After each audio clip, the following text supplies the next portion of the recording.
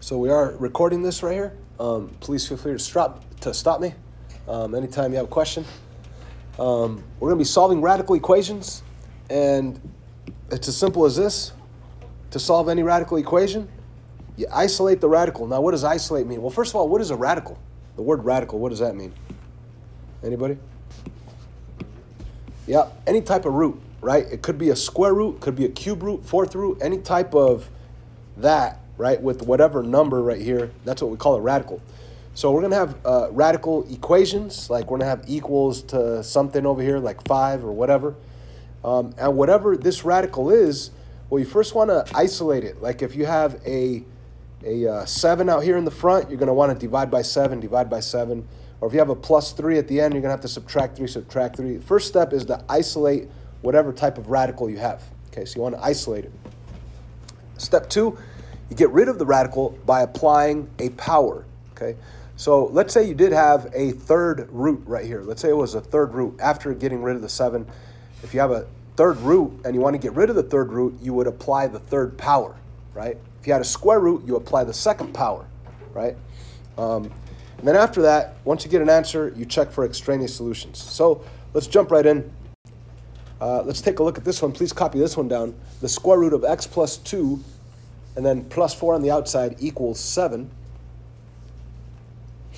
And step 1, isolate the radical. It's definitely not isolated. It's not by itself on the left side of the equal sign. What do?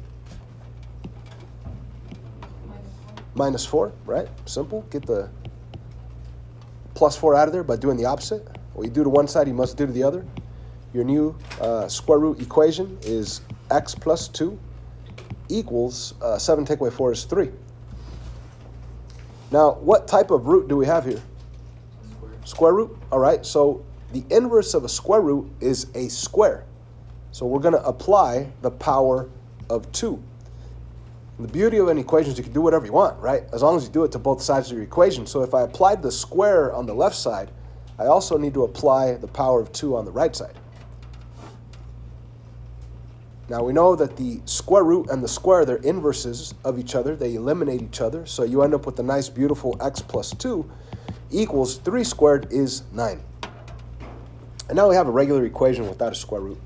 And of course we subtract 2, and this gives us our final answer, x equals 7. Are you with me? Now there is a third step, as you could read right there. It says check for extraneous solutions. Now this is an answer, but it may be an answer that does not work. So whenever you have time on any type of equation, right? It doesn't have to be a radical equation, but any type of equation, you should always double check your work by plugging it back in and seeing if it gives you a true statement. So if I do plug in this 7 right here, what's 7 plus 2? 9. What's the square root of 9? 3. What's 3 plus 4? 7. You see, we just double checked it by plugging in the 7 right in there and doing the math, and we saw that it was true. The answer is 7. It's a true statement. So we're 100% positive that this is the correct answer. Cool. Let's take a look at another example.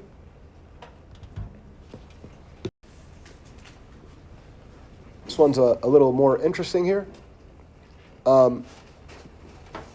It says isolate the radical, but the problem is we have a radical here and a radical over here. We have a square root here and square root there, and it's not like you could get, this one's isolated, I guess.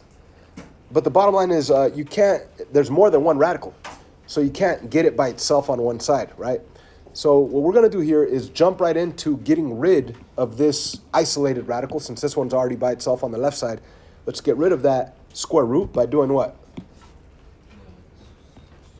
Square, power of 2. Now, what you do to one side, what do? To the other side. Now, the thing is, you have to do it to the entire side. And if you look at the right side, you have a 2 minus square root of x. That's kind of like, that is a binomial. So you're going to have to put that in parentheses and square it. Now, this one is easy because the square root and the square eliminate themselves, and you end up with a nice, beautiful x minus 12, no more square root. But on the right side, there's some definite work to be done. So I want to do that work right here on the side. That's going to be 2 minus square root of x times 2 minus square root of x.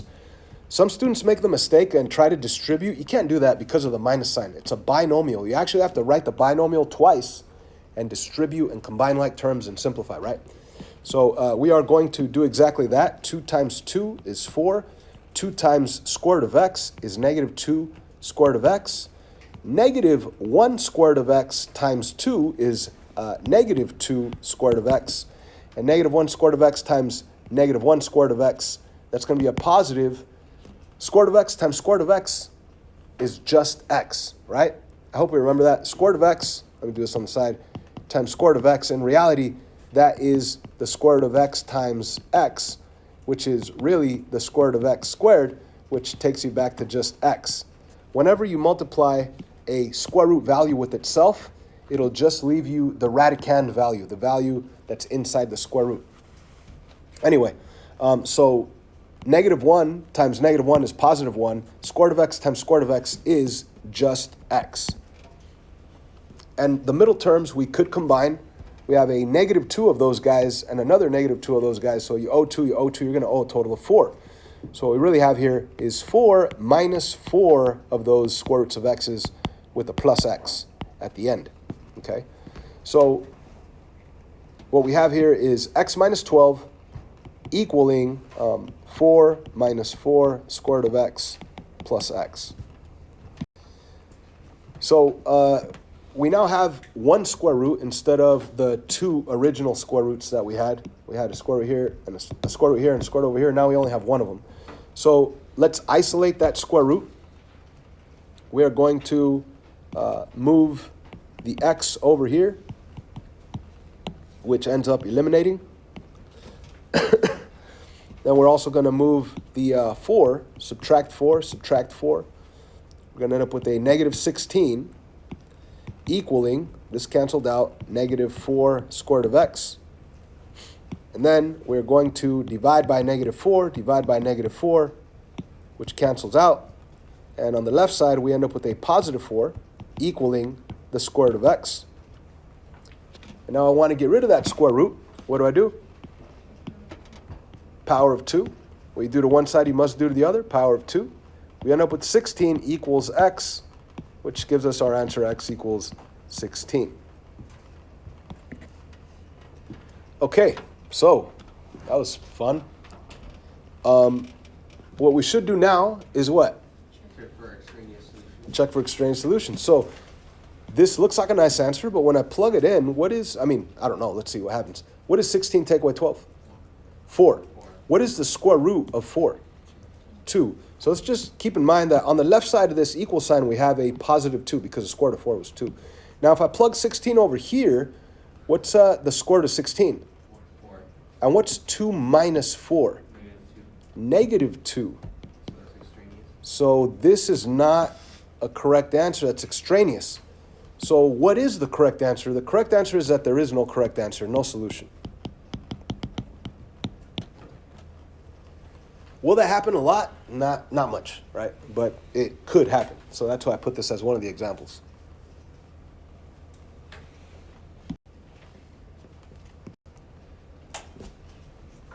Go ahead and copy that one down. And I know you're probably thinking, wait a minute, we're supposed to be solving square root functions or cube root equations, fourth root equations. This is not even a radical. But the reality is, it is a radical. Any rational exponent is a radical. We've been in this unit, in this chapter, we've been changing radical form to exponential form or exponential form to radical form.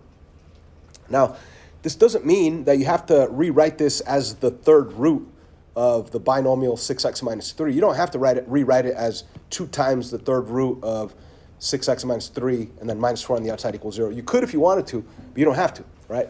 You could just know that this is a third root and you're going to isolate it. So let's get this binomial by itself. What do I do to get it by itself? Add 4 first, plus 4, plus 4. You're going to end up with 2, the binomial 6x minus 3 to the 1/3 power, which is really the third root, equals 4. Final step to get that third root by itself would be to get rid of the multiplication of 2 in the front by dividing by 2, and now you have 6x minus 3 in parentheses to the 1/3 power equals 2. Now, how would you get rid of a third root? With the power of 3, right? How do you get rid of a square root with the power of 2? How do you get rid of a third root with the power of 3? How do you get rid of a fourth root with the power of 4? So on and so on. You don't even have to think of these as roots in reality. You could say this: I am going to do the third power on the whole left side, as long as what I do to one side I do to the other. Now, why would I do that? Because I know that a power to a power, I need to multiply those powers. So when I multiply 1/3 times 3, what happens? It eliminates. It's gone. So let's do exactly that. The 1/3 to the power of 3, power to a power multiply, it ends up eliminating. You have the nice, beautiful binomial 6x minus 3 equaling 2 to the third, which is what? 8. That's right, it's 8. Thank you for participating. All right. What about now? What do I do? Add 3, add 3. 6x equaling 11. And then we divide by 6, divide by 6. And a lot of people freak out. They're like, what? That can't be right. 11 over 6. Let's just go with it. Let's double check it, right? I mean, if I made a mistake, we're going to find it when we double check our answer. So when I plug in 11/6 into the x value, that would look like this. So I just rewrote this, but I plugged in the 11/6 in place of the x. And doing the math, inside the parentheses, the fraction 11/6 times that 6, which is the denominator, that just eliminates, and that will leave me a beautiful 11 take away 3. 11 take away 3, 8. Okay, so what I really have is 2 parenthesis 8 to the 1/3 power minus 4, and it should equal 0. Well, what is 8 to the 1/3? That's the third root of 8. What number times itself 3 times gives you 8? 2. So you really have a 2 right here in parentheses with the 2 on the front and a minus 4 at the end. 2 times 2 is 4. 4 minus 4 really is 0. So that's what we call double checking. We're absolutely positive that that's a correct answer right there, 11 over 6. So this is checking the answer right here. Actual solving's right here, checking the answers right here. Let's move on. So we have, there's a third root, but you don't even have to think of it as roots because you could leave it as a rational exponent. Same deal. You want to isolate the radical, isolate the third root, isolate this term that has the rational exponent 1/3. So you're going to get rid of that 1 by doing the opposite, minus 1. We do to one side, do to the other. You have a new, nicer equation. 3n minus 3 is the binomial inside the parentheses to the 1/3 power. You could rewrite it as the third root if you really wanted to, equals -1. Okay. How do I get rid of that power of 1/3? I just want it to be a regular 3n minus 3. I don't want this 1/3 here, so what do? You apply a power. What power am I going to apply? Power 3 on both sides. So I'm going to go parentheses around the whole thing, power 3 on the whole thing, and what I do to the left side, I must do to the right. Parentheses on the right side, put a 3 up there. It'd be a different story if I had a binomial over here. That'd be harder, but this is really easy. -1 to the third power, -1 times -1 times -1 is -1. So I really have a -1 over here. And like we said, the power of 1/3, power 3, power to a power multiply, it ends up 3/3, which cancels out. So you have a nice, beautiful 3n minus 3 equaling -1. Let's continue to solve by adding 3 here, adding 3 over here. We have 3n equaling 2. And final step, we divide by 3, n equals 2/3, n equals 2/3. Let's now double check our answer, make sure it's not extraneous. So when we plug in 2/3 right in here, I'm just going to rewrite the whole thing over, but sorry, I had technical difficulties right there. Anyway, I rewrote this, but I plugged in the 2/3 instead of the n. N equals 2/3, so instead of n, I put the 2/3 right in there. And when we work this out, when you multiply a fraction with a number that it's the denominator of that fraction, they eliminate. So the 3 and the 3 cancel out. You end up with the beautiful 2 minus 3. 2 minus 3 is a -1. -1 to the 1/3 power, that's really saying the third root of -1. And you could use a calculator, or you could think about it. What number times itself 3 times gives you -1? The third root of -1. What number times itself 3 times gives you -1? negative 1, right? Negative 1 times negative 1 is positive 1 times another negative 1 takes you back to negative 1. So the third root of negative 1 is negative 1, and we bring down the plus 1, and it should be equal to 0, and it is. So that's what we call double checking. Correct answer is 2/3. You could bet your life on it. We just double checked it. Well, this question right here actually looks a little weird. But the truth is I got all these examples we've been doing straight from the Algebra 2 textbook. So they wrote it 3 parentheses. You don't even really need these parentheses here. It could just have been a 3 in the front of this fourth root of that binomial with the minus 6 on the outside of the fourth root. So I don't know why the book put parentheses here, but whatever. It's there in the book, so we're leaving them here on our examples. So step 1 is to isolate the radical. So we're going to get rid of the 3 and get rid of the minus 6. Of course, we get rid of the minus 6 first by adding 6 and adding 6. Let me rewrite this thing. We have 3, the fourth root of 2n plus 6, and it equals 6. So that's really a 3 times. So I need to get rid of the multiplication of 3 by dividing by 3. Dividing by 3, I'll end up with the fourth root of 2n plus 6 equaling 2. So what do I do now? Fourth power. So you're going to put the power of 4. What you do to one side, do the other, power of 4. And yeah, 2 times 2 times 2 times 2 is 16.